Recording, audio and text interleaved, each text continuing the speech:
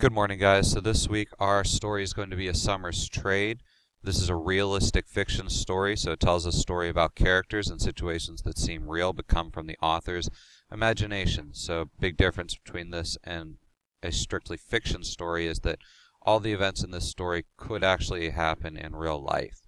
Before we begin reading, make sure that you take a minute, preview the text from your book. It starts on page 264. And make your predictions for what the story is going to be about on your discussion guide. Go ahead and pause this now and restart it when you're ready. And just a quick note before we begin, I'm going to try and make sure that we give you a few seconds on each page to see the pictures that go along with the story, and then zoom in on the text. Let's get started. A dusty pickup bounced along the rutted dirt road of the Navajo Indian Reservation outside of Gallup, New Mexico. The early morning sun brought out deep red hues in nearby rocks and yellow and purples on distant mesas. In the passenger seat, Tony barely noticed how the ride jostled him. He had made this long trip to Gallup with his mother many times.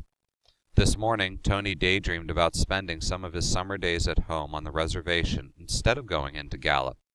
He would ride with his father, helping to tend the family's roaming flocks of sheep and goats, but Tony needed a saddle before he could sit for hours on the back of a pony. In the trading post next door to the restaurant where his mother was a waitress, Tony had discovered a beautiful used saddle for sale. Its dark leather was worn smooth, and there were small nuggets of turquoise laced into the rawhide braid wrapped around the horn. Mr. Hilson, the owner of the trading post, invited Tony to help out around the store. In payment, Mr. Hilson put $20 a week into an account for him. As soon as he earned enough money, Tony wanted to buy that saddle. He hoped no one else bought it first.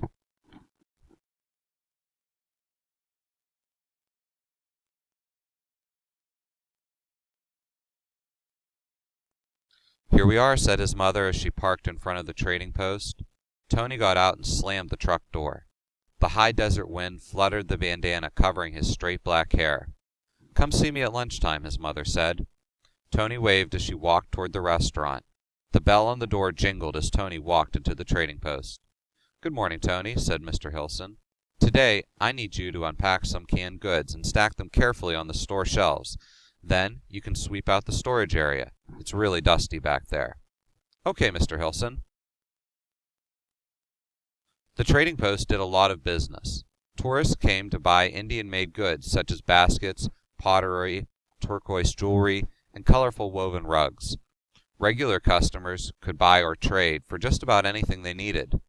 Navajos could trade or pawn their jewelry in exchange for cash. Some did it because they needed money. Many did it because they wanted their turquoise jewelry to be safe in the trading post vault until they needed it for ceremonial wear. Tony worked hard. There was almost always sweeping to do.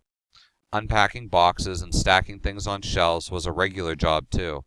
If Mr. Hilson was busy, Tony could help customers. He knew where to find everything that was stocked in the trading post.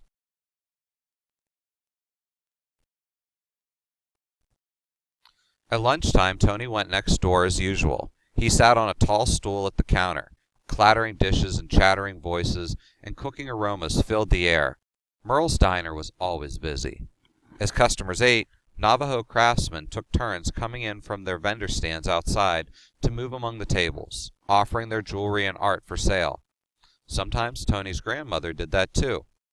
One day a week, she came to Gallup with him and his mother to see his aunt's handcrafted silver necklaces and rings, set with turquoise and coral stones. After lunch, Tony returned to the trading post. The first thing he saw was a skinny man in worn denims and a black hat looking at saddles. The man picked up the saddle Tony wanted. "How much for this, Mr. Hilson?" he called out. "That's $175, Mr. Hilson answered. The man put the saddle down, but kept rubbing its smooth leather. Tony held his breath. Finally, the man moved away.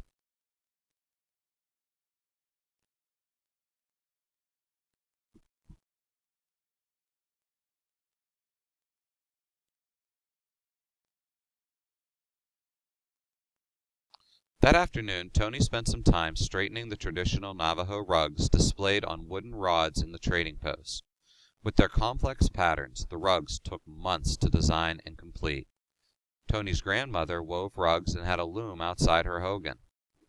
When he was younger, Tony had spent many days at grandmother's side watching her work. While she wove, she told Tony stories about the ancient days of the Navajo people, or Dene. He learned about the sacredness of the turquoise mountain, towering in the sky to the east. He learned about Changing Woman and how her twin sons killed many monsters to save the people. He loved the story of how Sunbearer first brought horses to the people. On the drive home after work, they passed Tony's aunt's trailer and grandmother's nearby hogan. "Look, my uncle's home early," said Tony. "There's his truck." "I wonder what that's about," said his mother. "I guess we'll find out tomorrow when we pick up grandmother." Tony's uncle worked many miles away in Chinelli, Arizona. His job was driving tourists through Canyon de Chelly and visit the many ancient Anasari ruins there.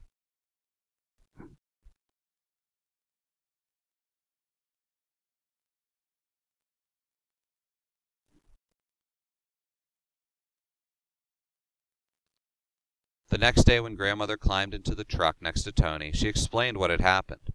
"My daughter's husband broke his foot. He can't be driving tourists for a while. No paychecks for at least a month. He's worrying about his truck payments." When they got out of the truck at Merle's Diner, grandmother followed Tony into the trading post. Her velvet skirt swished as she marched over to the pawn counter and removed her silver and turquoise bracelet, the one she had worn since she was a young woman. Tony stared as she gave it to Mr. Hilson and received some cash in return. Grandmother didn't say a word as she walked past Tony and out the door toward Merle's. On the drive home that day, grandmother was quiet. One hand covered her wrist where she had always worn her bracelet. They dropped her off at her hogan. As his mother backed the truck away, Tony blurted, "My grandmother pawned her bracelet." His mother turned to look at him. "That's her business," she said sternly. Tony was worried. He knew how much that bracelet meant to grandmother. She almost never took it off.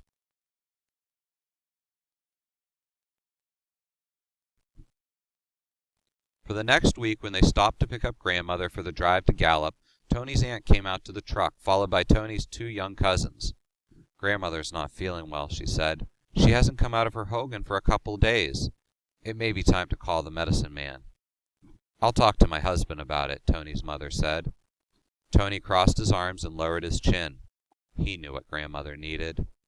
"By the way," said Tony's aunt, "she gave me some cash to help with expenses while my husband isn't working.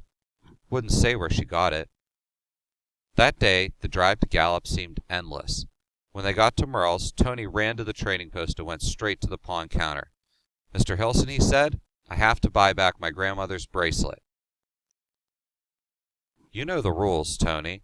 Pawn can't be sold except to the owner for at least 6 months," said Mr. Hilson. "But it's for her," Tony's voice quavered. "She's sick. She needs it back." "Well, since you're family, I guess it might be all right." Mr. Hilson hesitated. "Should I take the money out of your account?" Tony stood up straighter and nodded. "Yes, please. Today."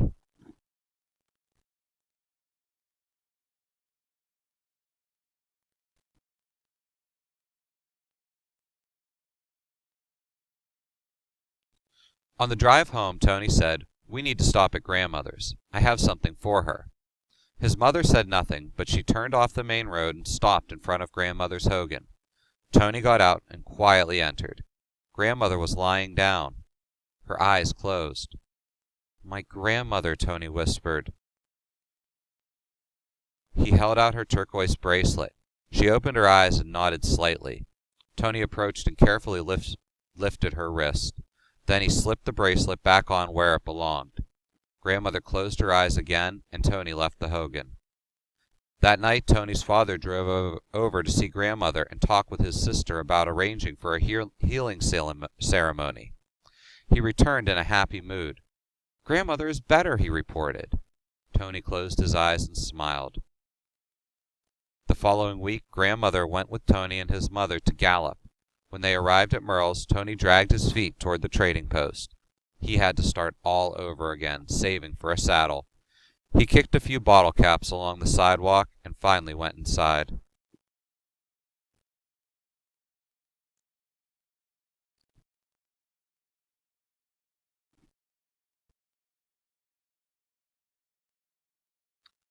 Grandmother was talking with Mr. Hilson. Tony went to look at the saddle. There was an empty space on the sawhorse where it used to sit. Someone had bought it. Tony hid from Grandmother as she left the store so she wouldn't see his sad face. Somehow he made it through the day without anyone asking him what was wrong. When it was time to go home, he went out to the truck. His mother said, "You got your saddle, my son." He looked at her in confusion and shook his head. He didn't know what to say. She pointed to the back of the truck. Tony hopped up and leaned on his forearms, feet dangling, to see into the truck bed. He couldn't believe it. There it was, his beautiful saddle. His mother smiled and climbed into the truck. Tony felt Grandmother touch his shoulder. He turned and she nodded slowly, her wrinkled brown face not quite hiding a smile. "Mr. Hilson traded your saddle against my next rug," she said. "Now, let's go home."